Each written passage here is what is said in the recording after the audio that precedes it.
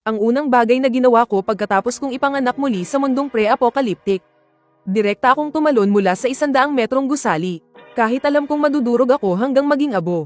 Sobrang sabik ko pa rin. Dahil lang sa parating na ang katapusan ng mundo. Hindi mabilang na masasamang lilang bulalakaw ang bumagsak sa lupa. 70% ng sangkatauhan ay mahahawaan ng virus na dala ng mga bulalakaw at magiging isang uri ng zombie. Ang mga hayop naman ay magiging mga nakakatakot na halimaw na magsisimulang lamunin at lapain ang mga tao. Iilan lang na hayop ang mananatili ang kanilang katinoan. At magkakaroon ng malakas na kapangyarihan sa pakikipaglaban. At ang ilang nakaligtas na tao ay madyagising ang kanilang mga kakaibang kapangyarihan. Umaasa sila sa pagkain ng mga crystal core mula sa mga zombie at halimaw para palakasin ang kanilang sarili. Ngunit bawat isa ay nangangailangan ng partikular na kondisyon para magising ang kanilang kapangyarihan. Ang ilan ay nagigising kapag nasa bingit ng kamatayan. Ang iba naman ay nagigising habang natutulog. Mayroon pang ang nagigising habang nasa banyo. Sa dati kong buhay, hindi nagising ang kapangyarihan ko. Ipinakain ako bilang alay sa isang Diyos ng katapusan ng mundo. Pero dahil doon, nalaman ko kung paano magising ang isang kapangyarihan. Ngayong nabuhay ako muli, tiyak na ako ang magiging pinakamalakas na kayang baguhin ang takbo ng mundong ito. Sa ngayon, 3 araw na lang bago ang katapusan ng mundo. Nakatayo ako sa pinakamataas na tore ng Jing City, na may taas na mahigit 300 metro. Tinitingnan ng mga tao sa ibaba na parang mga itim na tuldok lang. At bigla kong ibinuka ang aking mga braso at nagpadalusong pababa, pagkalipas ng 2.5 segundo. Nagising ang kapangyarihan, SSS Class God Type Ability, ang 7 Deadly Sins. Kay abangan, ang Golden Mane Red Lion. Inggit, ang World Destroyer Dust Python. Puot, ang Violent Diamond Ape. Catamaran, ang Flying Immortal Vermilion Bird. Kasakiman, ang Moon Divo Uring Celestial Wolf. Katakawan, ang Manlalamong Tautay. Pagnanasa, ang matatag na Ancient Black Dragon. Sila ang kumakatawan sa 7 halimaw na minsang nagkasala sa mga Diyos. Mula ngayon, makukuha mo na ang kanilang lakas. Bigla kong iminulat ang aking mga mata. Sa sandaling ito, ilang metro na lang ang layo ko sa lupa. Isang saglit na lang at magiging lawa na ako ng dugo. Sa sumunod na sandali, isang malakas na huni ang umalingaw-ngaw. Pagkatapos, ang buong katawan ko ay umangat at lumutang sa ere. 7 Deadly Sins, Catamaran. Ang kakayahang lumipad na dala ng Immortal Vermilion Bird. Napansin ng mga tao sa ibaba ang nangyayari sa itaas. Lahat sila ay gulat na gulat. Ano? Magic trick ba to? Isang pulis na nagpapatrolya ang nakakita sa nangyari at agad na tumawag sa radyo. Headquarters, badge number 0527, nag-uulat. May kakaibang sitwasyon sa Tianan District. May nakita akong taong lumilipad. Hindi ko pinansin ang gulat na tingin ng mga tao. Lumipad ako agad paalis sa lugar na iyon. Nag-iwan lang ako ng isang nag-aapoy na pulang balahibo sa lupa. 3 araw bago ang katapusan ng mundo, sunod-sunod na nangyari ang mga ganitong bagay. Kahit na mapansin pa ng mga pulis, wala na itong kwenta. Sa natitirang 3 araw, sisimulan ko nang gawin ang plano ko para sa paghahanda bago dumating ang apocalypse. 5 taon akong nabuhay sa apocalypse. Alam na alam ko kung ano ang mga pinakakailangan na supply. Pagkain, armas, kagamitan, at petrolyo. At ang pinakaunang dapat ihanda ay ang pagkain. Agad akong pumunta sa isang malaking pabrika. Inilabas ko ang isang listahan na matagal ko nang inihanda at ibinigay sa factory manager. Ipadala ninyo ang mga ito sa address na to sa loob ng 3 araw. Nang kunin ng manager ang listahan, biglang nagliwanag ang kanyang mga mata. Sir, lahat ng mga in-order ninyo ay mayroon kami sa warehouse. Sa loob ng 3 araw, siguradong maipapadala namin lahat sa inyo. Tumango lang ako at wala nang sinabi pa. Agad akong tumalikod at umalis. Nang maayos na ang usapin sa pagkain at pang-araw-araw na gamit, pumunta naman ako sa isang 5-star hotel. Walang pag-aalinlangan, kinuha ko ang isang presidential suite para gawing pansamantalang tirahan at imbakan ng mga supply. Kinaumagahan, ipinadala na ng factory manager ang mga gamit, pero hinarang sila sa pinto ng manager ng hotel. Anong ginagawa ninyo? Kailan kami umorder ng mga yan? Ilabas yan. Ilabas yan. Bahagya akong sumimangot at mabilis na lumapit. Nang makita ko ng factory manager, sa wakas ay nakahinga siya ng maluwag. Boss Lin, nandito na po kayo. Ayaw ko kaming papasukin ng taong to. Nang marinig yun, agad akong tiningnan ng masama ng hotel manager. Ikaw ang umorder nito. Tama. Naka-check-in na ako. Ayon sa patakaran, pwedeng ihatid ang mga gamit na to sa kwarto ko, di ba? Nag-atubili sandali ang hotel manager nang marinig yun. Ayon sa patakaran, ang mga delivery at padala ay pwede namang ihatid sa kwarto ng customer. Pero hindi ba't parang sobra naman yata yung mga gamit mo? Sa tingin ko, hindi ka talaga customer na mag-check-in eh.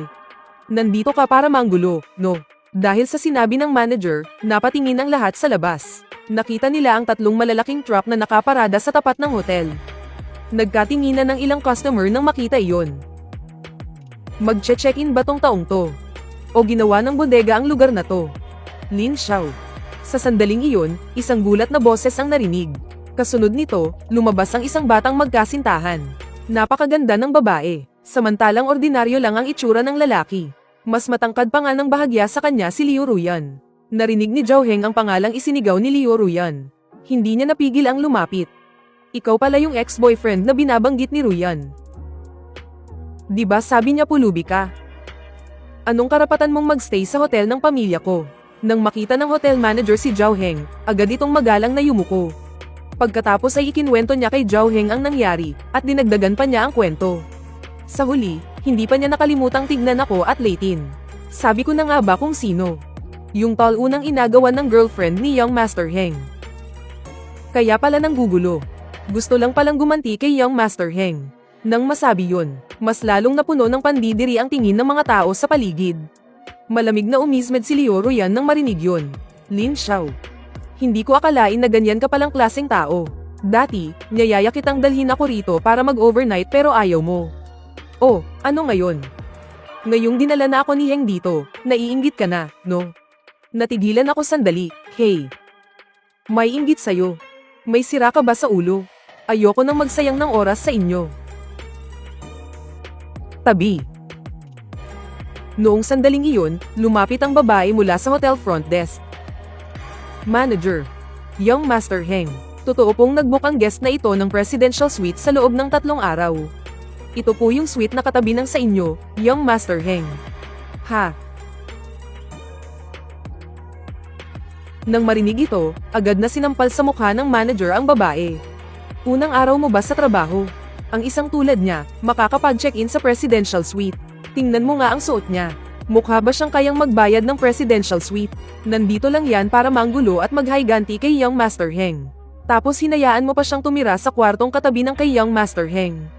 Hinawakan ng babaeng sinampal ang kanyang mukha, puno ng hinanakit. Nangingilid ang mga luha sa kanyang mga mata. Pero hindi siya nang ahas na umimik. Sumama ang mukha ni Liu Ruyan dahil sa sinabi ng manager. Ang maputi niyang mukha ay namula dahil sa hiya at galit. Lin Xiao, ano bang masama mong balak? Manyok ka. Nang marinig ito, ngumisi ng mapang-asar si Zhao Heng. Lin Xiao. Sinabi sa akin ni Ruyan na maaga kang naulila. Isang ulilang katulad mo na walang kinalakihang asal. Naiintindihan ko kung bakit ka nagkaganyan. Pero ang gumawa ng ganitong kabastusan sa teritoryo ko. Mali ka na dyan. Nang marinig ko yun, nawala ang inis sa aking mga mata. Napalitan ito ng matinding galit na nakakakilabot. Hinahanap mo ang kamatayan mo. Sa isang iglap, para siyang saranggolang naputulan ng PC. Diretsyong tumilapon. Patayin siya. Kasabay nito, isang malalim at galit na boses. Ang paulit-ulit na umalingaw-ngaw sa isip ko. Dahil sa impluwensya ng boses, lumakad ako papalapit kay Zhao Heng. Bawat hakbang ay puno ng intensyong pumatay. Takot na bumangon si Zhao Heng mula sa sahig. Walang tigil ang pag-agos ng dugo mula sa gilid ng bibig niya. Guardia! Guardia! Nataranta na rin ang manager ng hotel. Sumigaw siya sa sobrang taranta. Nasaan ang mga guardia? Ano bang silbi ninyo? Bilisan nyo, protektahan ninyo si Young Master Heng. Sa sandaling iyon, isang grupo ng mga guardia ang dumagsa para sugurin ako. Pero paano naman sila mananalo laban sa akin? Sa isang iglap lang, lahat ng mga guardia ay bumagsak sa sahig at hindi na nakatayo. Pati na ang mga hawak nilang bakal na batuta ay binali ko gamit lang ang aking mga kamay. Nilagpasan ko ang mga guardyang nakahandusay sa sahig, at dumiretso sa harap ni Zhao Heng. Lin Xiao, tigil. Narinig ang matinis na sigaw ni Liu Ruyan. Puno ng matinding takot ang kanyang mga mata. Hindi ko pinansin ang sigaw ni Liu Ruyan. Naglakad ako diretso sa harap ni Zhao Heng. Kaagad, isang nakakamatay na aura ang sumalubong kay Zhao Heng. Nanginginig ang buong katawan ni Zhao Heng. Lumuhad siya sa sahig at natatakot na nagmakaawa. Lin Xiao, patawarin mo na ko. Kasalanan ko ang lahat. Hindi dapat kita minura.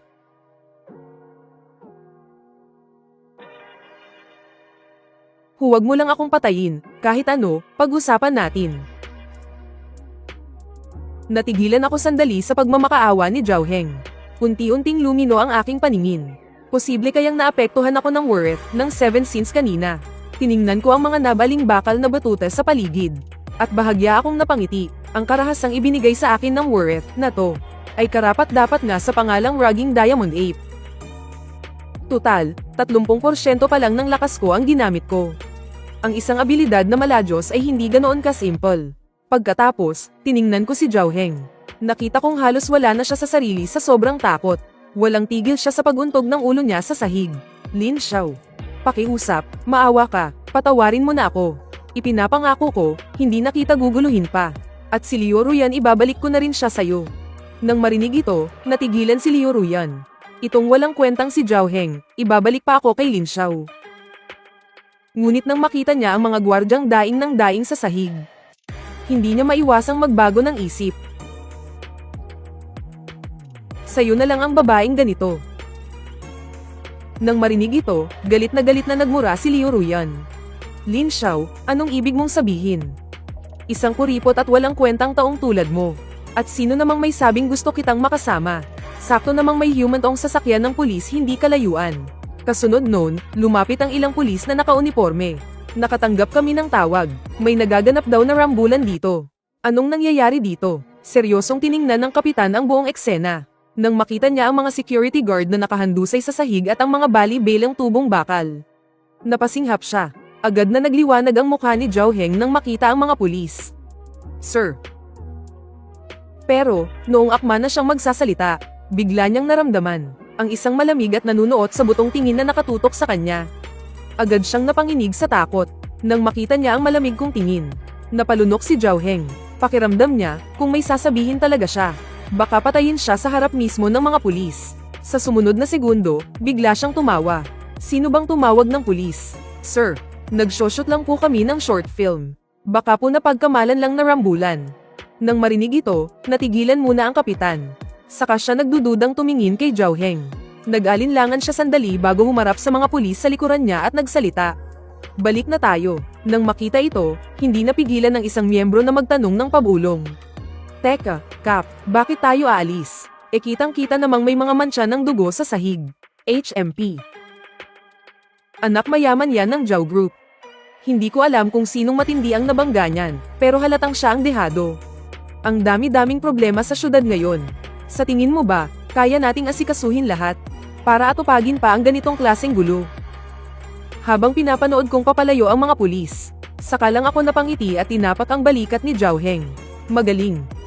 Ngayon, pwede nang ipasok ang mga gamit ko.